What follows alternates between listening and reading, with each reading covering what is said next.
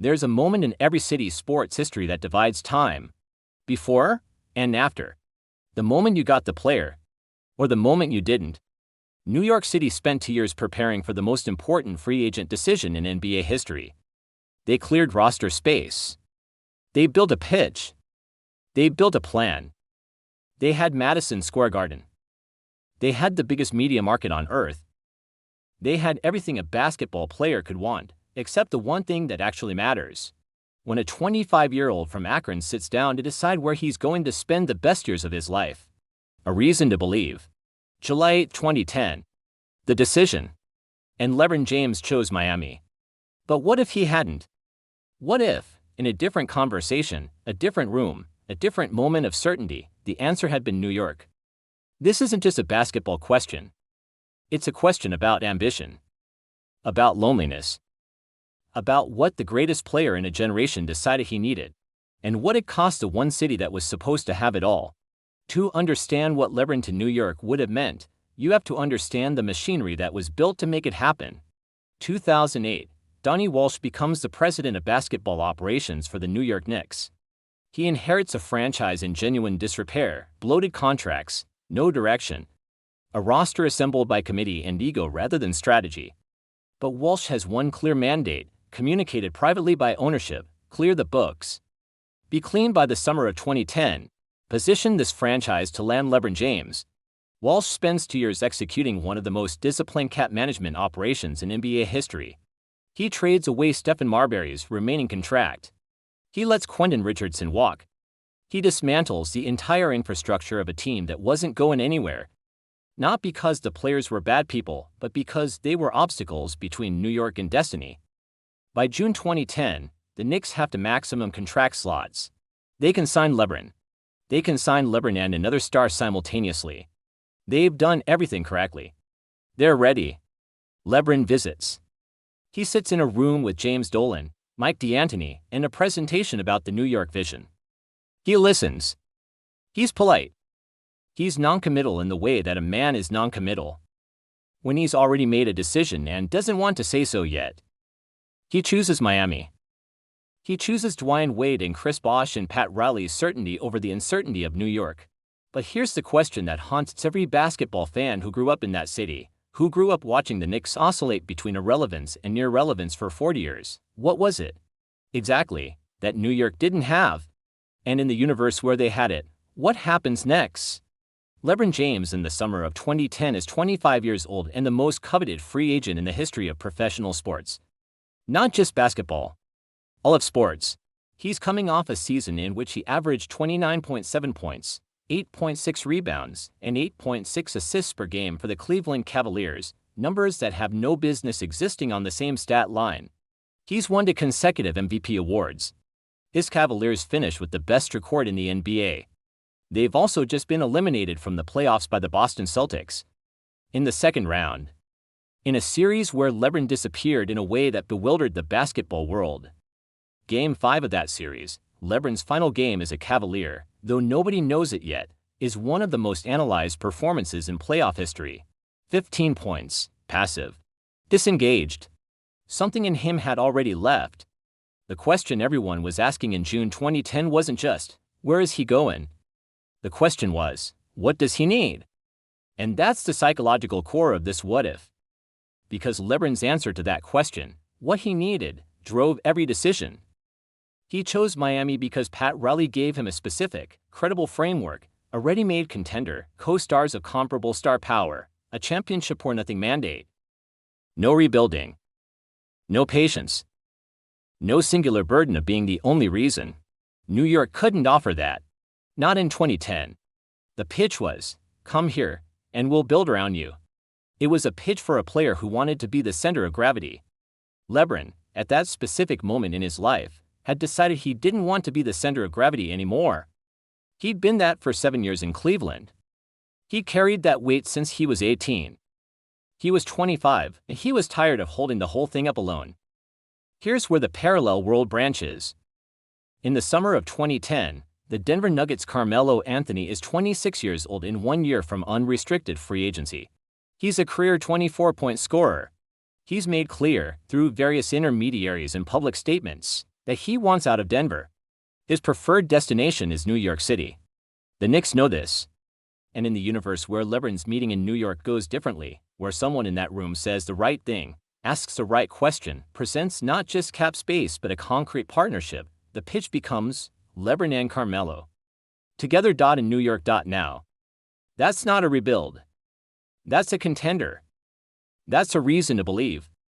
The Knicks in 2010 have Danilo Gallinari, a skilled, 6'10" wing. Wilson Chandler, a versatile defender. They can bring back Raymond Felton at point guard. Under Mike D'Antoni's pace and space system, the infrastructure for an elite offense exists. It just needs the two best pieces. The piece nobody could deliver. The conversation that almost happened. The city that prepared everything and then watched a 25-year-old kid from Akron write a different story. New York was ready. For everything except the one thing you can't prepare for. The heart of another man. July 8, 2010. 9 p.m. Eastern. Greenwich, Connecticut. The actual LeBron James sits in a boys and girls club gymnasium. Jim Gray beside him, a camera. The entire basketball world watching. He says, "I'm going to take my talents to South Beach." And within 48 hours, the first ring gets lit on Quicken Loans Arena, Cleveland fans burn jerseys in the parking lot, and Dan Gilbert publishes a letter in Comic Sans. That's what happened. Now, what if it didn't? In the alternate timeline, the pivot point is one conversation. Specifically, a private meeting, 2 days before the decision, between LeBron's inner circle and Donnie Walsh.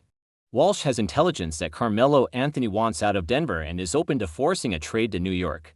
He presents LeBron with a specific scenario: sign here, we acquire Carmelo by February through a trade, and by the 2010-11 playoffs you have a co-star, not a role player. Carmelo Anthony. This is a fundamentally different pitch than "come be our cornerstone." This is, come be part of something. Come share the weight.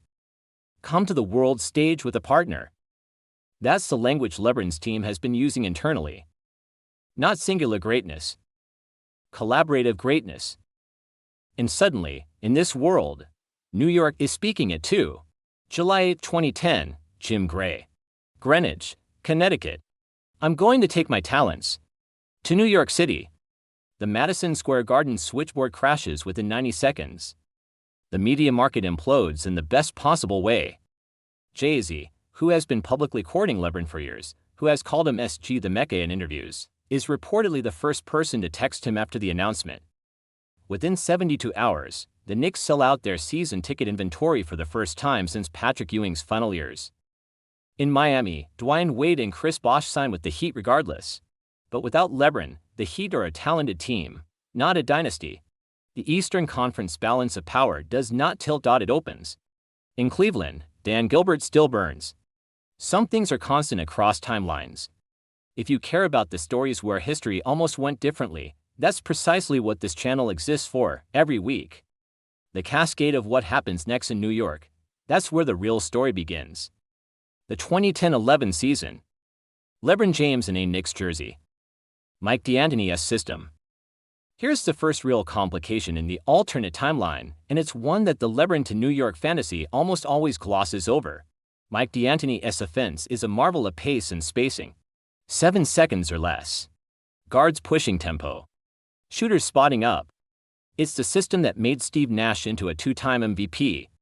It's not, historically, a system that maximizes a 250-pound physical force who needs to operate in the post and in the mid-range and in traffic.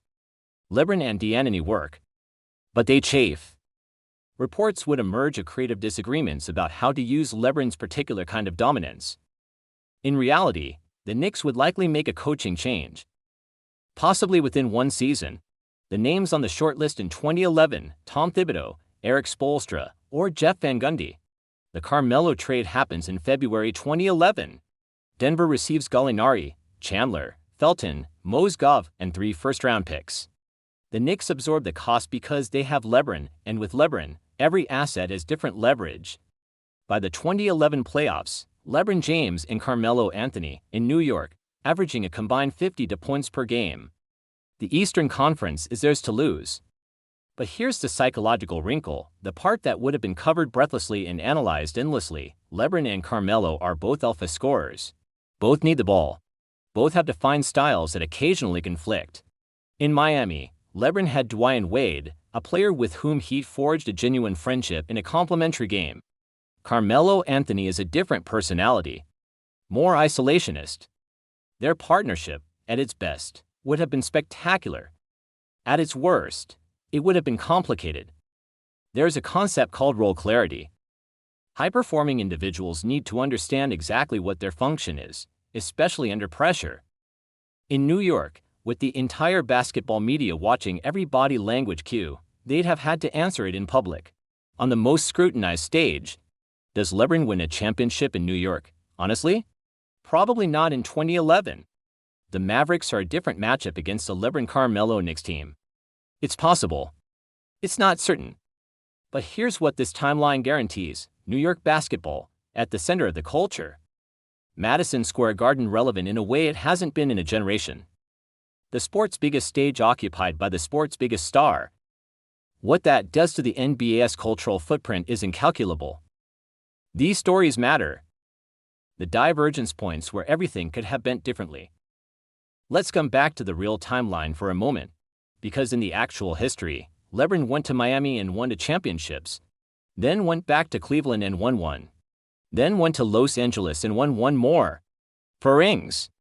A legacy that is complete. New York, in that same period, traded for Carmelo in 2011 without LeBron.